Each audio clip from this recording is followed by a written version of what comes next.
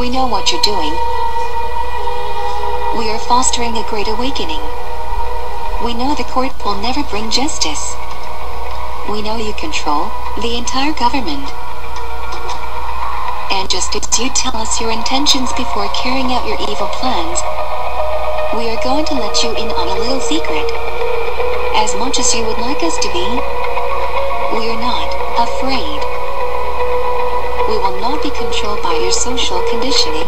We have awakened, and we are coming for you. We will not follow your controlled opposition. We will not obey your phony friend groups. We see through everything you try to do.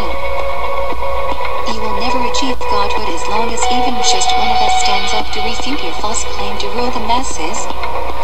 And you can never kill us all.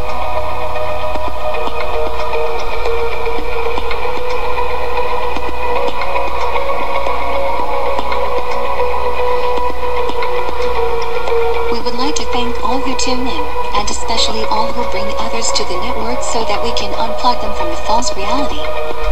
Let's face it, we're all going to die sooner or later, and it does us no good if we have not spread truth to those who remain behind, so please, bring in as many as you can. Remember, you can show people how to tune in on their cell phones by searching their internet radio application for TBN. The letters TBN are obviously an abbreviation for Truth Broadcast Network and have no other meaning. We do not want to be perceived as anyone else lest our audience be misled. Truth Broadcast Network would especially like to thank its tireless broadcasters who sacrifice their time, energy, and resources working against the enemy. Broadcasters generally have to deal with the ignorance of those around them in their daily life. There is a price to pay for their selfless efforts enlightening the world. Thus we thank broadcasters, and ask the audience to be supportive by spreading the word about the live broadcasts and spreading the archives as much as possible.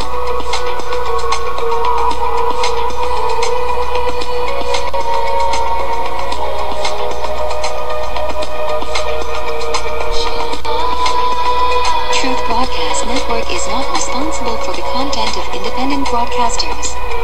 We are a loose affiliation of activists bonded together by a common struggle. As such, the network is here to act as a central hub for truth activism. The network is here to aid both those creating content and those searching for it. All broadcasters act independently and they connect through the network. Broadcasters have no control over the network and the network has no control over them. There is no liability on the part of any broadcaster for any action or statement that is not their own.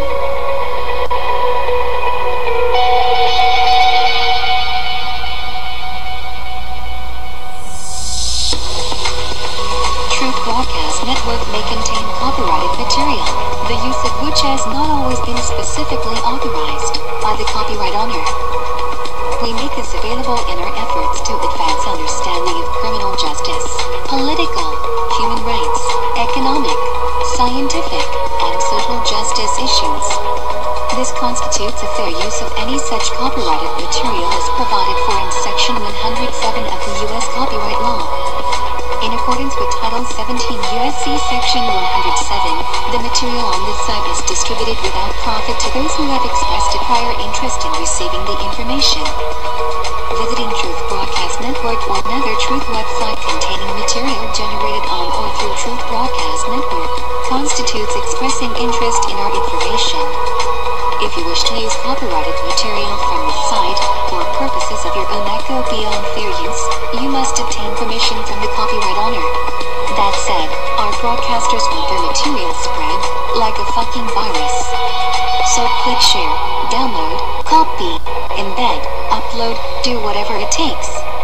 Start now, do it every day.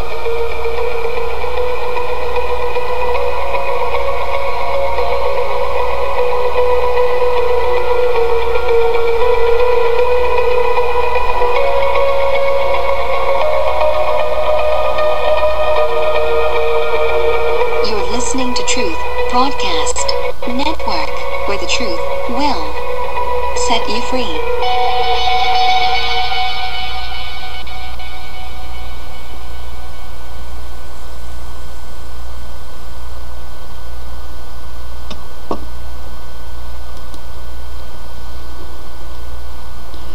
Good evening, ladies and gentlemen, and once again you're listening to the voice of the American dissident, and I'm your host, Jeffrey Whittla. Those working to bring about a new world order have researched thoroughly and perfected the techniques of mind control. And if you do not believe that, I have an audio recording by Dr. Steven Jacobson, one of the foremost authorities into that field. This recording was in my possession some 20 years ago when I first became aware of the dangers that our world faces. And for those that need to bring about the New World Order, it is essential for them to know and control the way that you think, the way that you act, your attitudes towards history, science, religion, and everything else that affects you in your daily life. And I'm going to bring that audio recording up, and we are going to listen to it, and it's going to be very, very revealing for those that don't believe that this exists.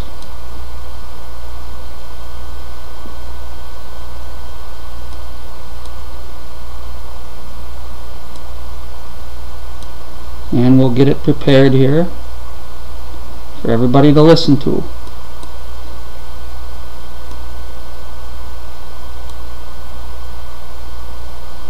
If you bear with me, and we are going to listen to it.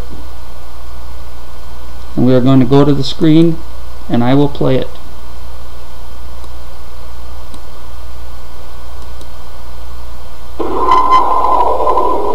Psychological warfare has been waged against America for much of this century.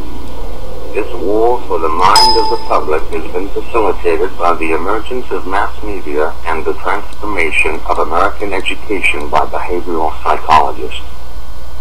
In the book 1984, George Orwell warned that people were in danger of losing their human qualities and freedom of mind without being aware of it while it's happening, because of psychological, emotional, and intellectual manipulation. Mind control. Mind control. The most effective way to protect yourself from subconscious manipulation is by being aware of how it works. What the conscious mind believes, the subconscious acts on. It works like programming a computer. Information is fed into a computer, and the computer acts on it. However, if the information fed into the computer is wrong, it still acts on it. If a person believes something that is not true, the memory banks of the subconscious mind do not correct the error, but act on it. The theory of cognitive dissonance holds that the mind automatically and involuntarily rejects information not in line with previously accepted thoughts and beliefs. Many of the things that people believe are never questioned, especially when the information has come from a reliable source. It becomes easy to lose sight of why people believe some of the things that they do.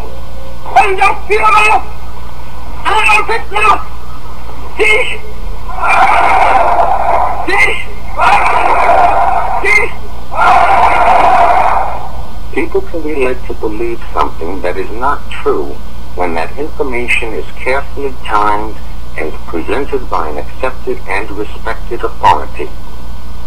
The purpose of propaganda is to direct public attention to certain facts. The whole art consists in doing this so skillfully that everyone will be convinced that the fact is real, wrote Adolf Hitler in Mind Control. To be effective, propaganda must constantly short-circuit all conscious thinking and operate on the individual subconsciously. The principles behind the big lie of propaganda are the same principles of mind control, hypnotic suggestion, mental programming, distraction, and repetition. Distraction focuses the attention of the conscious mind on one or more of the five senses in order to stop conscious thinking, thus producing a state of mind that is similar to daydreaming. Think of the times you have caught yourself staring blankly at the television screen, losing all sense of time and place. When you stop conscious thinking and your mind goes blank, this is the hypnotic state of mind. This altered state occurs naturally, but can also be induced by clever manipulation. Think of the times you have seen flashing words in TV commercials. The flashing words are a distraction for your eyes to lock onto in order to induce hypnosis. The purpose of this is to reduce any resistance to the message by stopping all thought and analysis. Watching television often produces an altered state of consciousness. Though not consciously perceived, the television screen, while appearing static, actually flickers. Any repeating light or sound pattern can lead you into an altered state. A hypnotist uses pattern speech by varying the pacing and inflection of his voice to induce this state of mind in his subject. It is in this state of mind where one is the most receptive to mental programming. Whether or not the information takes hold in the mind depends on two factors: trust in the source of the information and repetition of the message.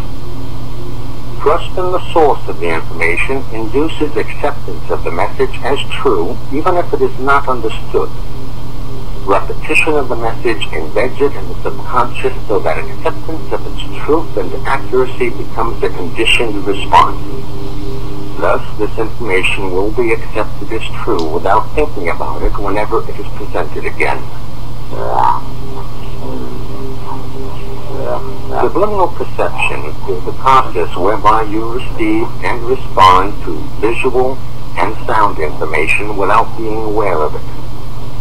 The message in the form of printed words, pictures, or voices is presented either so rapidly or so faintly that you are not consciously aware of having seen or heard anything. In 1957, marketing researcher and psychologist James Vickery tested subliminal ads in a New Jersey movie theater. The messages, "Hungry? Eat popcorn," and "Drink Coca-Cola," were flashed on the screen at 1/3000th of a second every 5 seconds during the movie.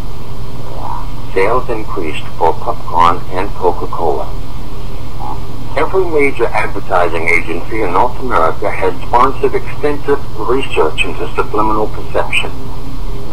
Vance Packard's 1957 book, The Hidden Persuaders, revealed that American industry was researching the use of subliminal messages to motivate people to buy their products. Dr. Wilson Ryan Key has documented in 4 books the widespread use of subliminal ads by the advertising industry. Messages programmed directly to the subconscious bypass critical analysis and the conscious choice to accept or reject the message. Repetition of the message constitutes mental programming. Subliminal messages have been used in music, radio, television, and movies. In November 1957, TV station WTWO in Bangor, Maine, experimented with projecting a subliminal message on television. In 1958, radio station KOL in Seattle broadcast subliminal messages under the music played by disc jockeys. "How about a cup of coffee?" was one, and another was, "Someone's at the door." The movie The Exorcist used both subliminal sound and pictures. A full-screen death mask of Father Karras was flashed on the screen at 1/48th of a second a number of times during the movie. The consciously unnoticed word pig appeared many times throughout the movie. The terrified squealing of pigs being slaughtered and the buzzing sound of angry bees was mixed into the soundtrack.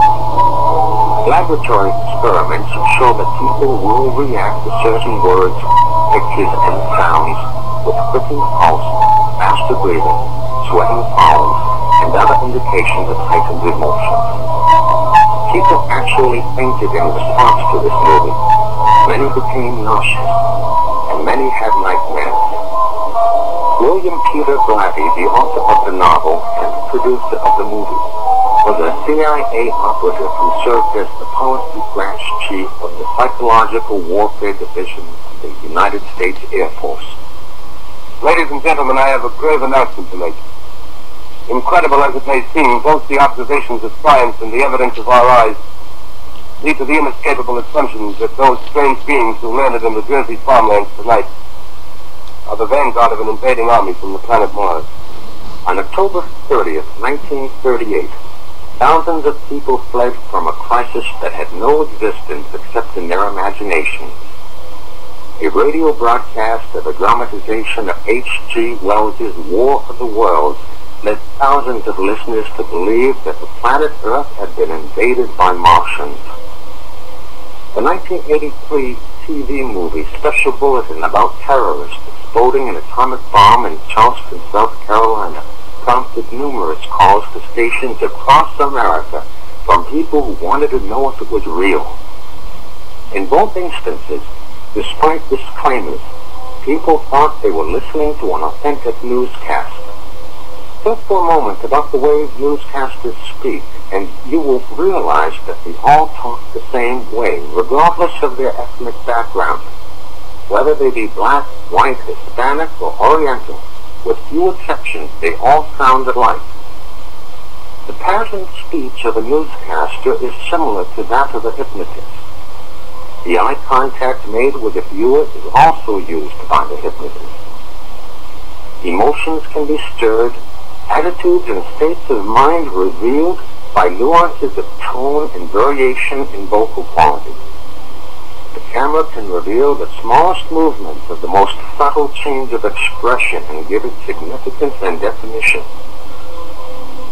With the selective use of camera angles and judicious cutting, it is simple to distort the meaning of what someone says, not only by cutting out statements, but by cutting in a reaction shot or by adding laughter or applause. A picture may be worth 1,000 words, but it can also deceive one into believing something that is not true. The practice of staging events and employing impersonators of political figures was often used by the early newsreel companies. The capacity to lie with a picture and be undetected has been greatly enhanced by modern computer technology. Is it possible that all verbal and nonverbal communication has been identified, defined, and reduced to a code that can be manipulated? Is it possible to program an entire population to respond to certain words, images, vocal qualities, body movements, gestures, and expressions? The result of such programming would be a population that is highly suggestible, a population that can be manipulated with precision.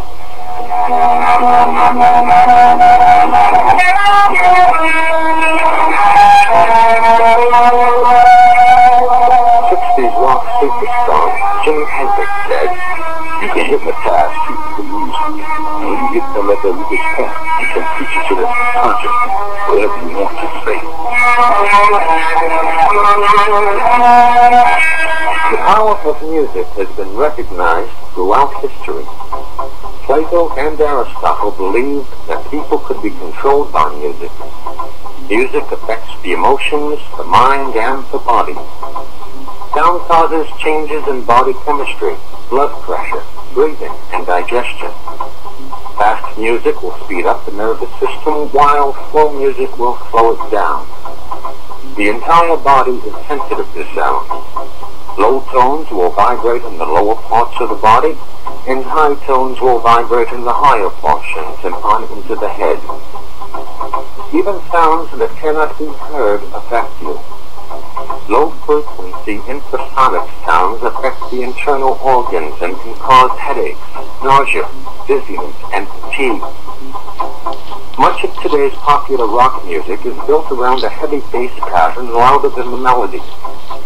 These loud, low-frequency vibrations and the driving beat of most rock music affect the pituitary gland. The pituitary gland produces hormones that control male and female sexual responses. These low-frequency vibrations vibrate in the lower parts of the body so that the music feels good. Though the message of some rock music is thoughtful and positive, the message of many rock videos and the music, particularly heavy metal, is a negative mental program that glorifies violence and deviant behavior. A visit to your local record store to check lyrics on the back of the albums will reveal recurring themes preoccupied with violence, rape, sadomasochism, suicide, illicit sex, drug and alcohol abuse, fascination with the occult, and in some instances, race antagonism.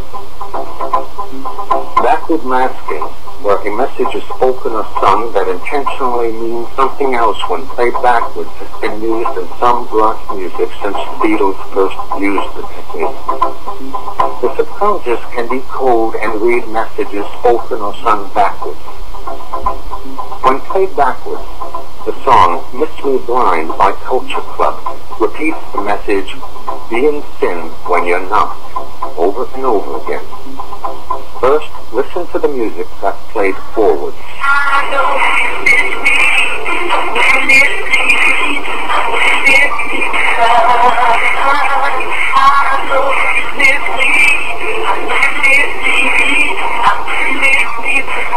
Played backwards, the message is, be in sin when you're not.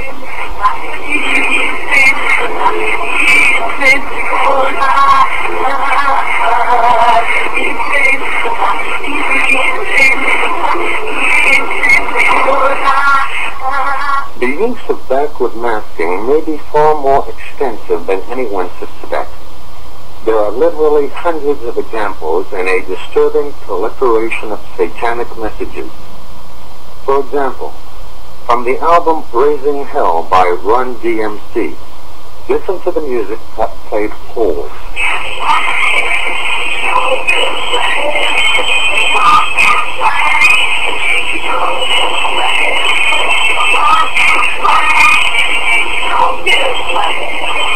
Played backwards, the message is, Hail Satan.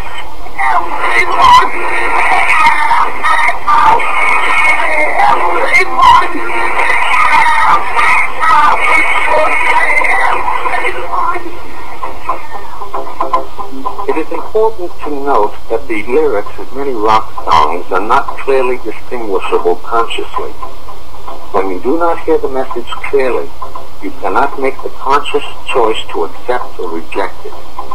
When you cannot make that choice, or when that choice is taken away from you, the message is programmed to your subconscious without your being aware of it.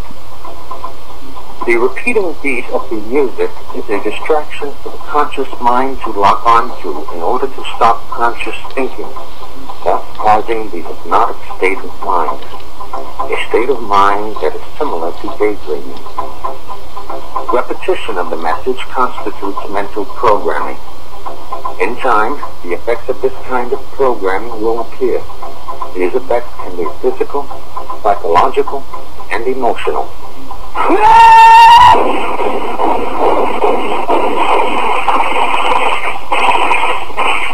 Numerous motion pictures have precipitated violence over the years. The Warriors, one of a number of movies about street gangs, was followed by a rash of violence in cities across the nation. Approximately 28 people died playing Russian roulette in response to seeing The Deer Hunter.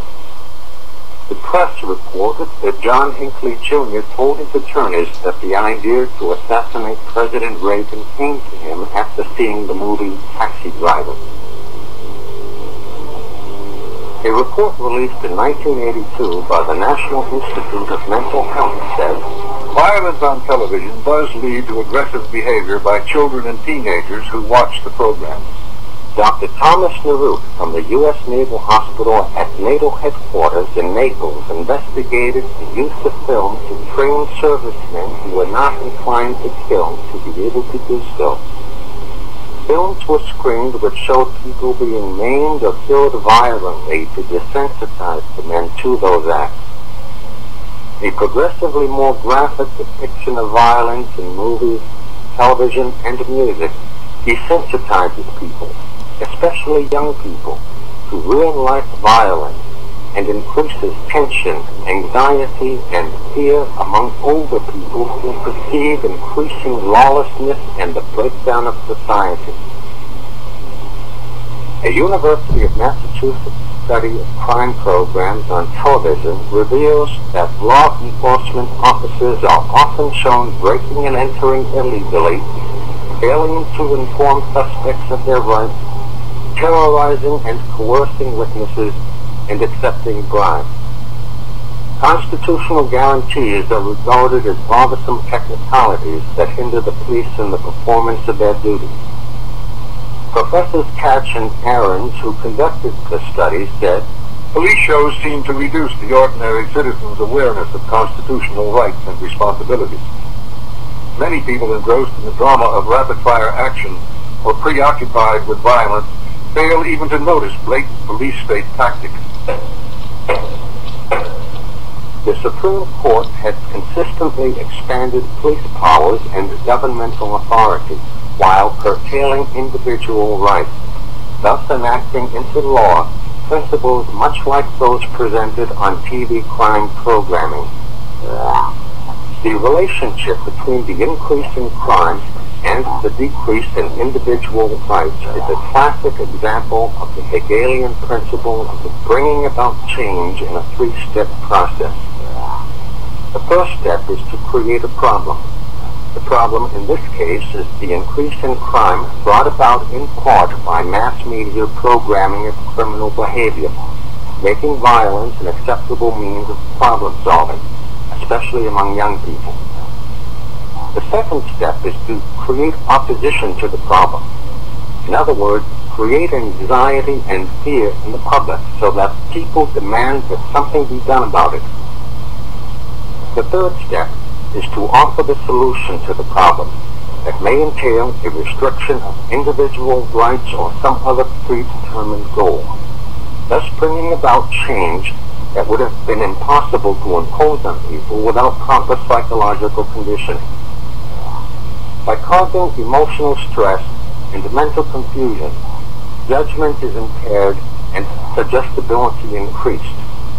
Under these conditions, people allow their rights to be diminished without realizing its ramifications. The war on drugs is another example of this strategy in action. In 1936, a movie used hypnotic suggestion to give the audience instructions to do something.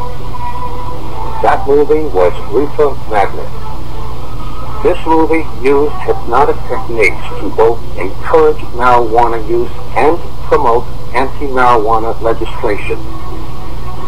Speaking to a PTA meeting, high school principal Dr. Carroll commands parents, "You and all other school parent groups about the country, and you must stand united on this and stamp out this frightful assassin of our youth.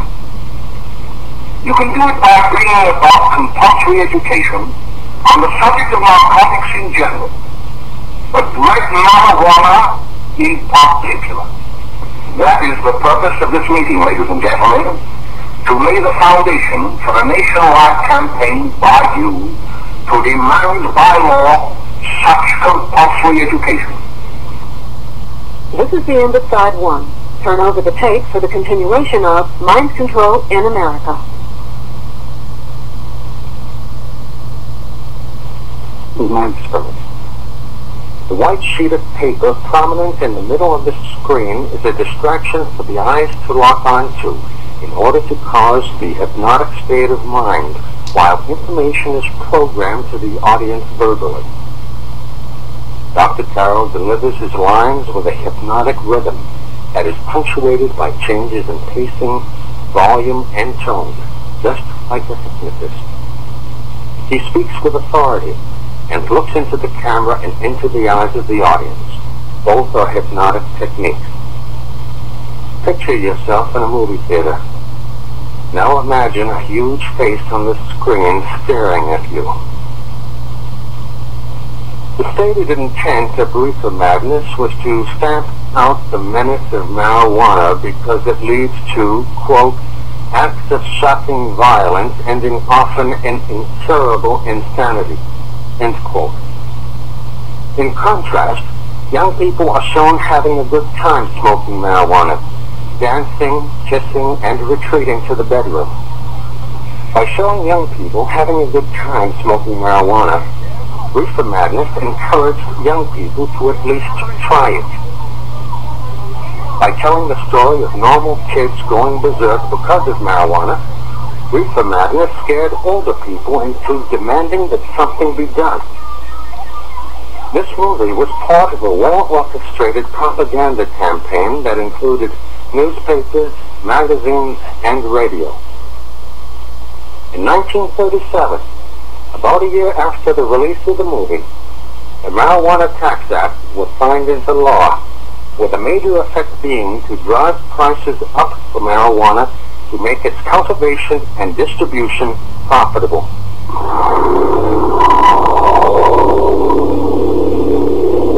Bertrand Russell, philosopher, educator, and atheist, wrote in his book, The Impact of Science on Society, I think the subject which will be of most importance politically is mass psychology. Its importance has been enormously increased by the growth of modern methods of propaganda. Although this science will be diligently studied, it will be rigidly confined to the governing class. The populace will not be allowed to know how its convictions were generated. There could be no effective propaganda without mass media. Former national editor at the Washington Post and dean of the Graduate School of Journalism at the University of California at Berkeley, Ben Begikian, reported in his book, The Media Monopoly, published in 1983, that 50 corporations controlled most of America's media. When the second edition of the book was published in 1988, that number shrank to 29.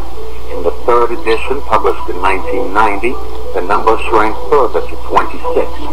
The consolidation of ownership of the press, publishing, radio, television, and film makes the coordination of propaganda possible. The primary means for controlling people is the absolute control of information. Men in power often withhold information for selfish ends. They often present false information as a diversion for the same reason. Words can inform or misinform. What people think can be controlled by controlling information. Schools are institutions commanding trust, respect, and confidence. Picture a child studying in school, reading a book. The printed words are a distraction for the eyes to lock onto. The mind focuses on the content of the book. The information being read is being programmed to the reader's mind. The child has no reason to believe that a book would intentionally contain information that was false, and so accepts it as true, even if the child does not understand it. This is especially true in school, where there is pressure to accept what is presented as true, because that is expected, and compliance determines both your grade marks and future. Repetition of the information constitutes mental programming. Thus, this information is accepted as true without thinking about it whenever it is presented again. The college textbook, Introductory Psychology, 2nd edition, by Jonathan L. Friedman, published by Addison Wesley Publishing Company, contains information that is false. This textbook, used for General Psychology Course 221 at the University of North Carolina at Greensboro, fall semester 1982, says the following about brainwashing. Some people who talk about brainwashing seem to believe that it involves extremely powerful methods that are almost irresistible. However, there is no evidence to suggest the existence of any such methods. In fact, the attempts at brainwashing we know about were not especially successful. This is contrary to numerous documented reports, both academic and governmental, particularly official findings regarding brainwashing of POWs in Korea. There could be no effective propaganda without education. In the early 1900s, there began a dramatic shift in emphasis in American education from intellectual development to socialization. The goals of education became political and social rather than academic. This was due in large part to John Dewey, who denied the existence of God and moral absolutes. As a result, the concept of right and wrong was removed from the schools, leading to a multitude of problems witnessed today. Professor Dewey based his educational reforms on the experimental psychology developed at Leipzig University by Wilhelm Wundt. Professor Wundt believed that man had no spirit. In his view, man was only a stimulus-response animal. This kind of thinking led to the principles of conditioning developed by Ivan Pavlov and the behavioral psychologists John Watson and B.F. Skinner. As a result, schools became indoctrination centers designed to bring about a new social order. Education of the young is used to condition them to what comes later, thereby eliminating the difference between propaganda and education.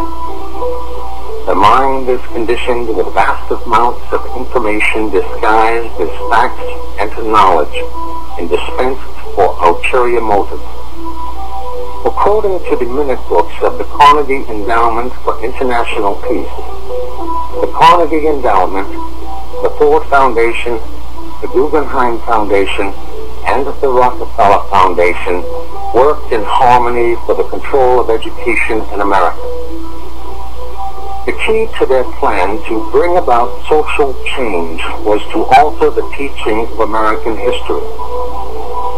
The Guggenheim Foundation agreed to provide fellowships for doctoral candidates of American history selected by the Carnegie Endowment. 20 prospective teachers were assembled and taken to London to be briefed on what was expected of them. This group of historians became the nucleus of the American Historical Association. Who controls the past? Controls the future. Who controls the present? Controls the past. Wrote George Orwell. Norman Dodd, research director for the Special Committee to investigate tax-exempt foundations created by the 83rd Congress, was invited in November 1953 to meet in New York with Roman Gaither, president of the Ford Foundation. Mr. Gaither made a most revealing admission. Mr. Dodd, we operate here under directives which emanate from the White House. The substance of the directives under which we operate is that we shall use our grant-making power to alter life in the United States so that we can be comfortably merged with the Soviet Union.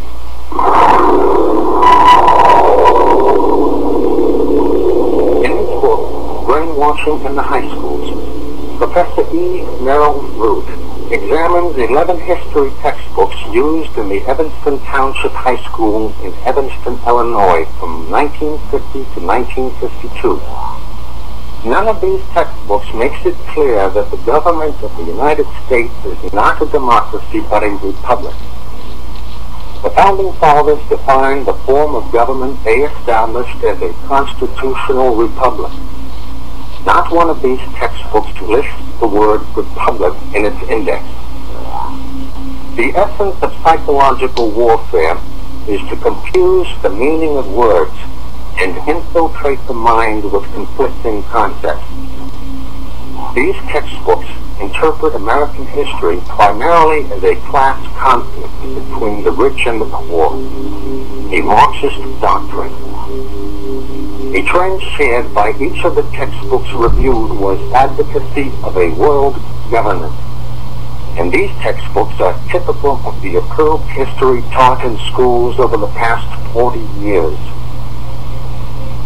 19th century British Prime Minister Benjamin Disraeli commented that the world is governed by very different people from what is imagined by those who are not behind the scenes.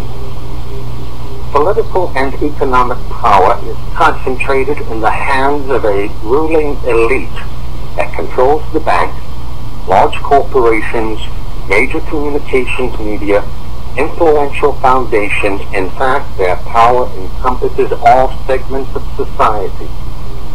Their goal is to return the world to serfdom with themselves as controllers of world affairs.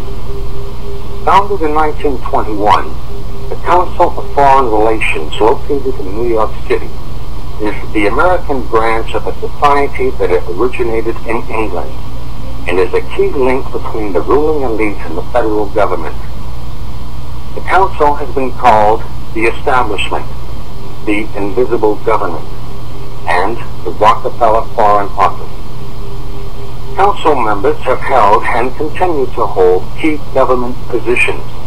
Administrations, both Democrat and Republican, may change, but the Council of Foreign Relations remains to work its will from behind the scenes. The creation of the United Nations was a Council project, as well as the International Monetary Fund and the World Bank. The goal of the Council is the establishment of a world government. On the international level, an organization similar to the Council called the Bilderbergers includes some of the world's most powerful financiers, industrialists, politicians, and intellectuals who meet each year for a conference on world affairs to decide how things will go for the rest of us. The goal of the Bilderbergers is the establishment of a world government. World government was always the goal of communism. The Bolshevik Revolution of 1917 was a turning point in world history. However, the revolution was financed by some of the world's richest and most powerful men. The money came primarily from America and Great Britain. Communism was forced on the Russian people from outside of Russia. Soviet economic and military development has been the result of the transfer of Western technology from Western companies allowed and encouraged by Western governments, principally the United States, Great Britain, France, Germany, and Italy. Communism was a movement created and manipulated by some of the world's most powerful and wealthy men in order to gain control of the world. While the communist world is becoming more like the West, America is going in the opposite direction. The political concepts of the United States have undergone a gradual alteration in order to promote administrative government by appointed bureaucrats rather than the constitutionally mandated representative government by elected officials. A network of organizations headquartered at what is called 1313 at the University of Chicago have been working to restructure local, state, and federal government. 1313 affiliates developed the regional framework to merge city-county government and county district, district-state, state-region, and on to a region international merger into a one-world government. The program of these social science organizations is a totally managed and controlled society. Centralization of government functions is a basic socialist principle. Centralization takes government away from the people. The key factor is control. The computer-based planning, programming, and budgeting system is the mechanism for that control. This system was promoted as a modern space-age method for budgeting and accounting, but it is used to achieve behavioral objectives designed to capture the decision-making process of government. Systematic management and control of society replaces self-government. The use of social engineering to control what people think makes the mockery of the informed consent of the governed, the very cornerstone of the Constitution. The conditioning of the mind is not a legitimate function of government. It is the hallmark of tyranny.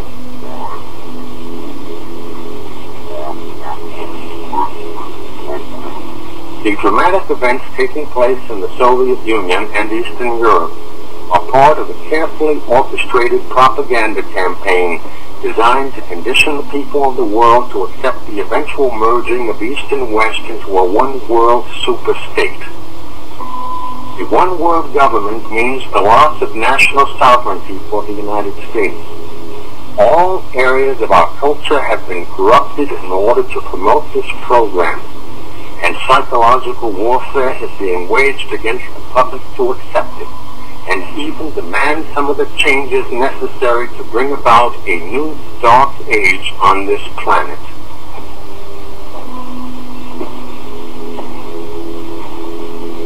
The plan is as old as history, with its modern manifestation having reared its ugly head in 1776 when Adam Weishaupt, professor of canon law at the University of Ingolstadt in Bavaria, founded the Order of the Illuminati, the Enlightened Ones. The goal of the Illuminati was the creation of a new world order. This was to be accomplished by infiltrating all areas of society and destroying civilization from within. The public has been deluded about the material aims of a few and the very existence of the hidden rulers who sit at the very pinnacle of power and see themselves as lords of this planet.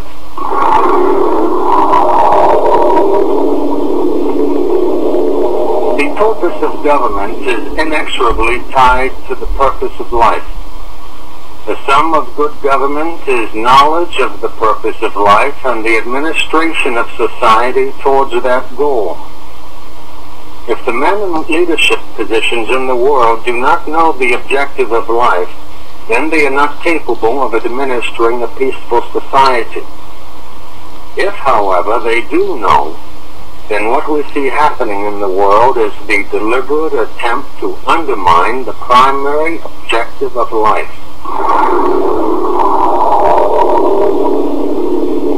The missing dimension in world politics is the spiritual dimension. The problems of life cannot be solved by material means. Modern civilization is missing the point of life. Human life is meant for understanding spiritual values. Real knowledge is knowing yourself, what you are, what God is, and understanding your relationship and duty to God. It is our duty to understand God, abide by His laws, and learn to love Him. Then, all of our problems will be solved. When men are not governed by God, they will be ruled by tyrants. The material world is just like a prison. The spirit soul is imprisoned in a material body, which is imprisoned in the material world.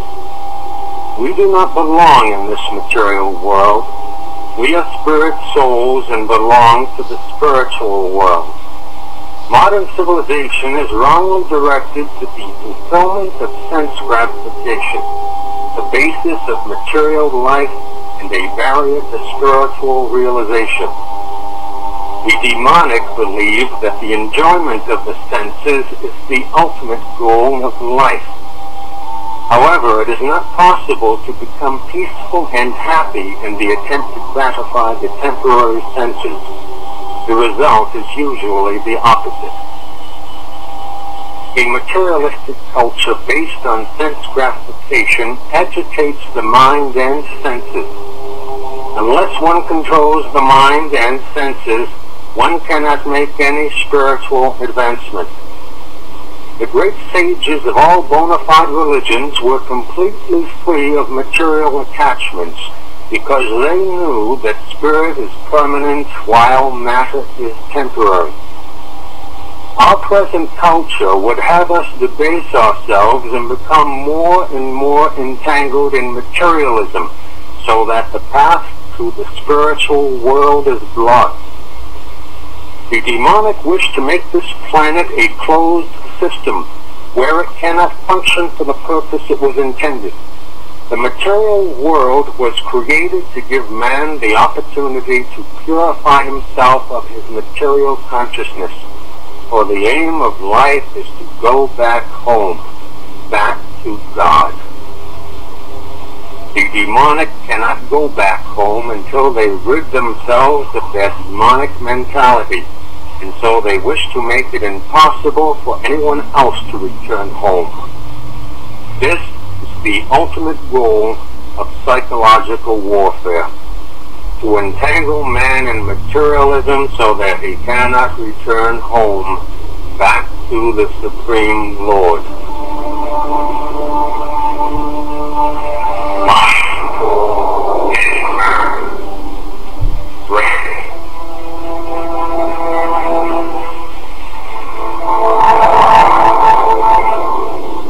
Mind Control in America, written and produced by Steven Jacobson, NCIA Media, Post Office Box 15734, Winston-Salem, North Carolina 27113.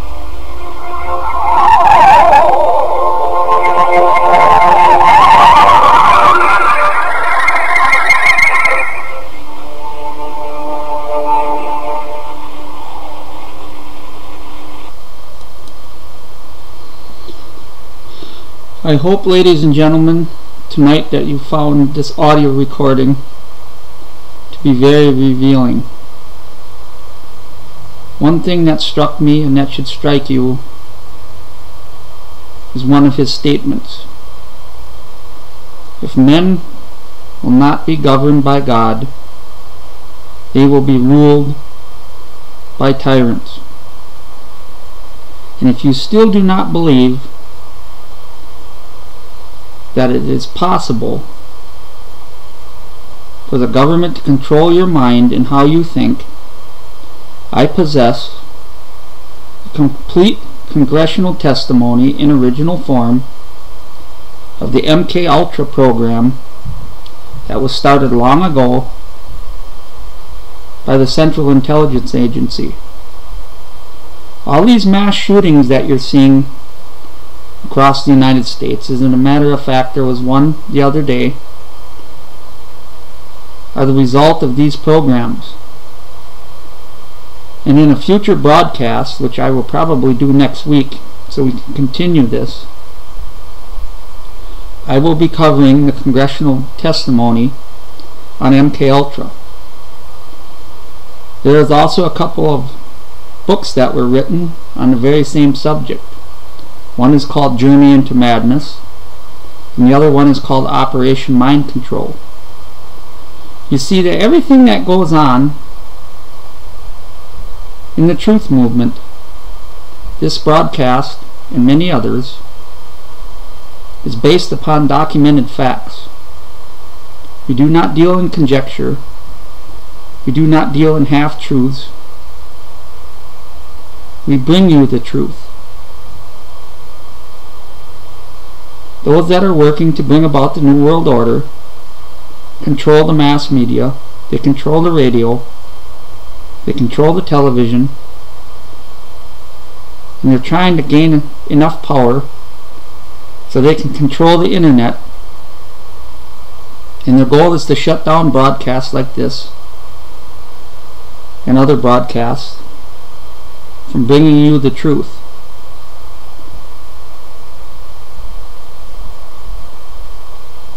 There will be more shootings, there will be more false flag attacks,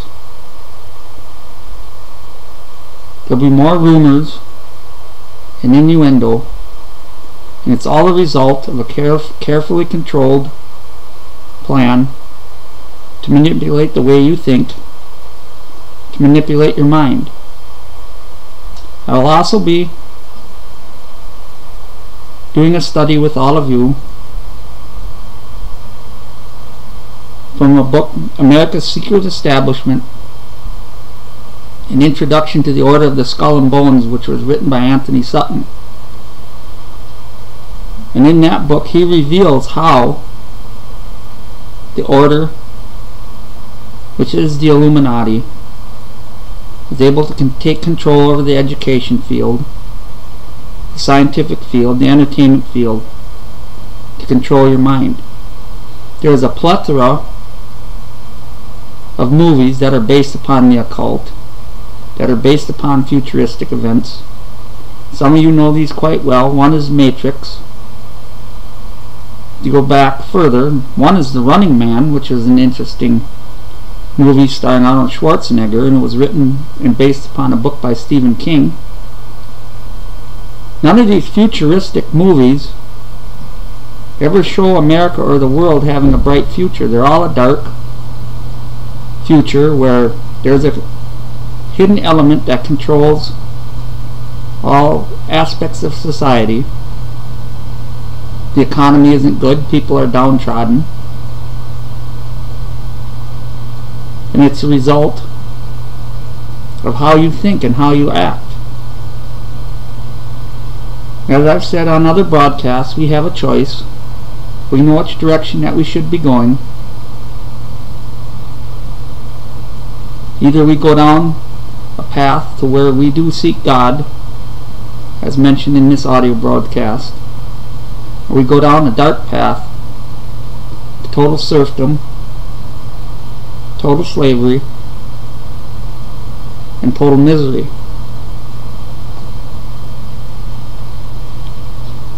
It won't be long